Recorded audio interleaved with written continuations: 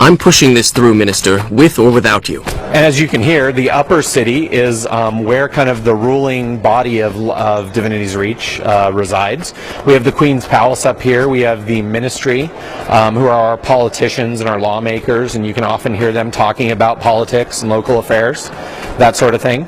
And I wanted to come up here to, again, talk about our art a little bit. So Guild Wars 2 is not a game that relies on a lot of technology and big system requirements to look good. We rely on the skill of our artists and in giving them the freedom to kind of imagine really fantastic things. You know, we know that a big reason why people play MMOs is to see things that they can't see in normal life, to you know, kind of get away from things, kind of get away from that normal you know, day to day. And so we allow our artists to kind of create these really fantastical vistas.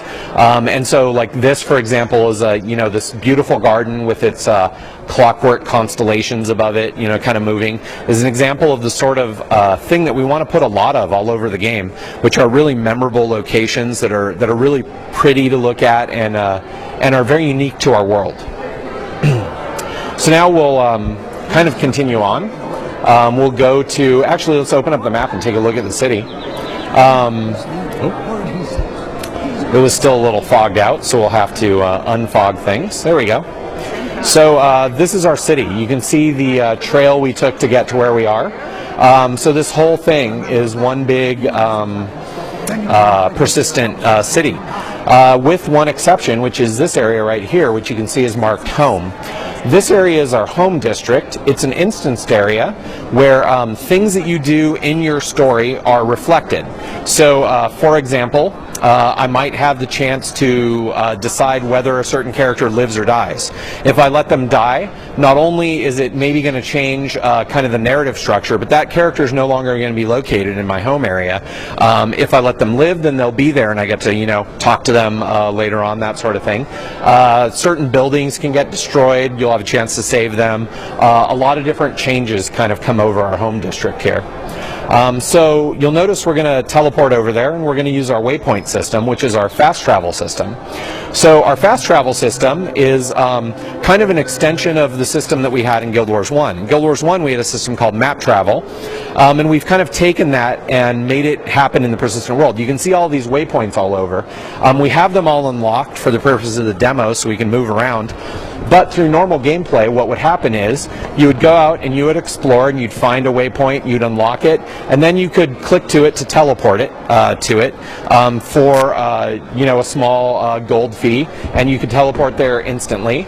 And so one of the things we want to try to do with this system is to really make it so that it's not a pain in the butt for players to play with their friends. They can get to places they want to go to easily. We don't want to force that kind of running through the world onto players who don't really enjoy that sort of thing. For players who do enjoy kind of traveling by foot and looking at the sights and all that, they're free to continue to do that. So we'll enter our instance. So one of the things that we've talked about is kind of how different the branching stories are. And this is one of the first places where you'd really feel that. So if we had chosen that we were a noble, I talked about our friend Lord Farron, who's kind of a character. He would have chosen to thrown us this kind of grand party with all these other nobles, and we would have come into this area and you would have seen, you know, the place is all decorated. There's you know, people drinking and dancing and entertainers and all that sort of thing. Had we chosen to be from the streets, we would go to our little alleyway where we live, and we would have found that our friend Quinn, who belongs to a gang that we also used to belong to, is in trouble with that gang and needs our help. Keep walking. You ain't a friend of Big Nose Ted. In this particular case, what we have is the inn that's owned by our friends Andrew and Petra, and we find that there are some ruffians here causing problems. Hey, watch it! You almost spilled my drink, and I almost had to mop it up with your face. I need to start bringing a big dog to work. So Petra has the starburst over her head, which indicates that you can continue your personal story by talking to her. For the demo, we're going to stop right here for the human section, and we're going to go play a char character and see what that's like. So for our char character, We're going to play a character that's in their high 40s. The level cap is 80, so that's kind of a high to mid-range kind of character, but not totally at the level cap. He'll have all his skills unlocked, so you'll get to see what it looks like to have a full skill bar.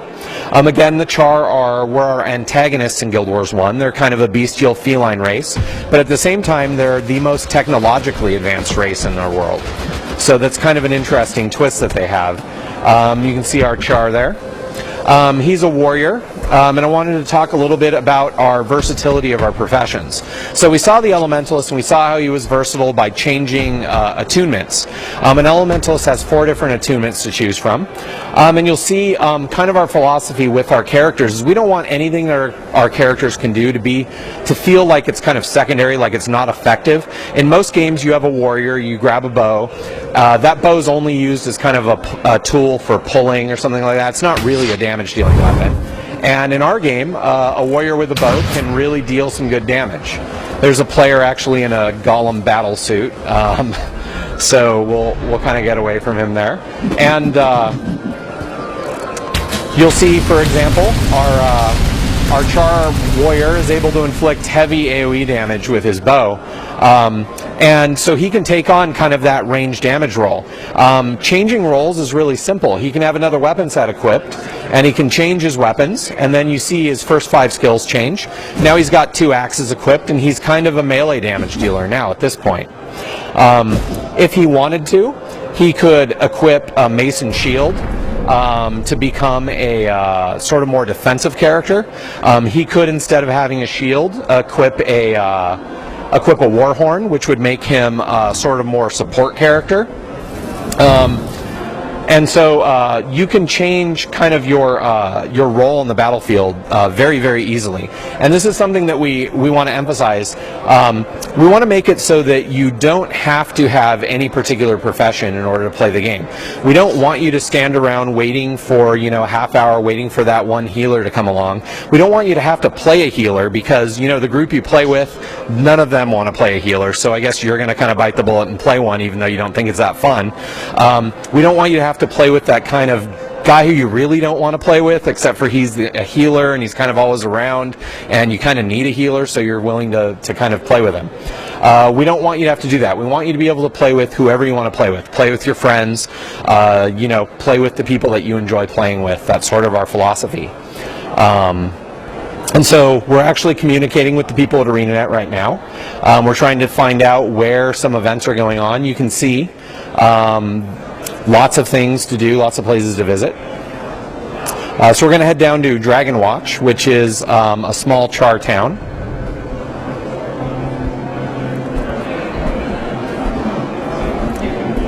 Okay, so this event isn't running.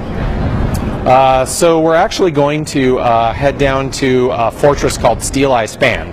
So one of these areas, this area is kind of the area that you remember from Guild Wars 1, the Ascalon area, where the Char summoned all these crystals down and made the place all burnt out and kind of post-apocalyptic. And now it's recovered, except for the fact that one of the Elder Dragons flew over it, and kind of just him flying over it and casting his shadow warped and twisted and corrupted this big swath of the land. And the Char have built this massive fortress over the southern end of it called Steel Eye Span, and Steel Eye Span is kind of constantly under assault from the minions of the dragon.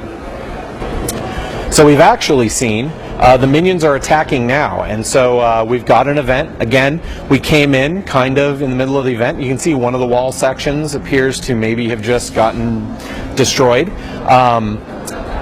We're helping to defend Steel Eye Span's walls.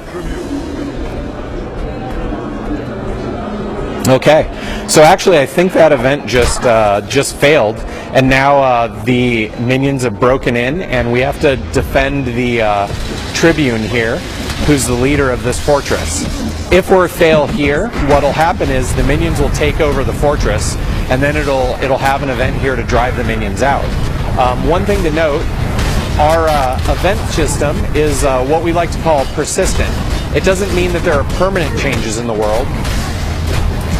Okay. It doesn't mean there are permanent changes in the world. So this fortress, once it's destroyed, will not stay destroyed forever. but it will stay taken over until players come and change what's going on. So it has persistence to it. Yeah, we're running out of time, Matthew. Is the other event? Okay, cool. So we actually have an event that's usually at the end of kind of this long event chain.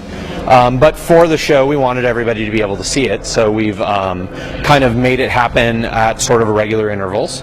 And we give everybody the opportunity to teleport to it. So this is the confrontation with the Shatterer, which is one of the minions of the Elder Dragon that caused all of this destruction. So again, one thing to note, this is the sort of boss fight that you would normally see, hidden away in a dungeon somewhere, something like that. Matthew, why don't you go man some turrets or something like that, and we can see how that works.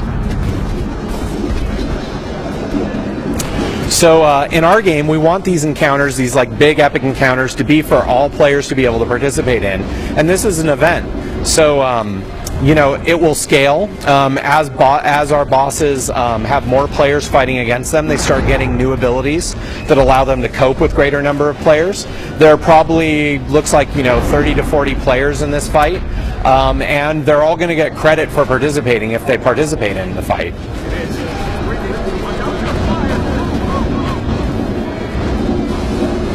We built a lot of avenues of teamwork into the game. So, for example, all of these cannons and mortars, there are minions that get created by the Shatterer. If the Shatterer if the players let those minions get to the back line, then they can destroy the mortars and cannons, and then the players won't be able to use them. In addition to that, if the cannons get destroyed, it'll kick off an event where a supply train tries to come up to this area from a fortress to the south. And if they don't succeed, if players aren't able to get that supply train in here, then they can't fix the cannons, and the cannons won't be available in the attack. So that's a good way, a good example of one event influencing another. So Matthew's summoning his War Banner, which is his elite skill. And you'll notice he's healing characters in the area of the banner. Once again, versatility of our profession. Since he chose to bring a support skill in his elite slot, he can now help out players around him.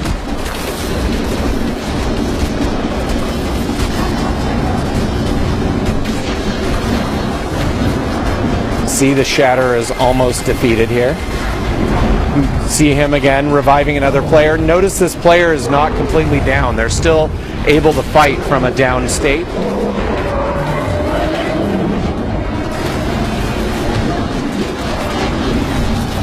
Okay, so that was our encounter with the Shatterer. Now he also drops a big giant chest.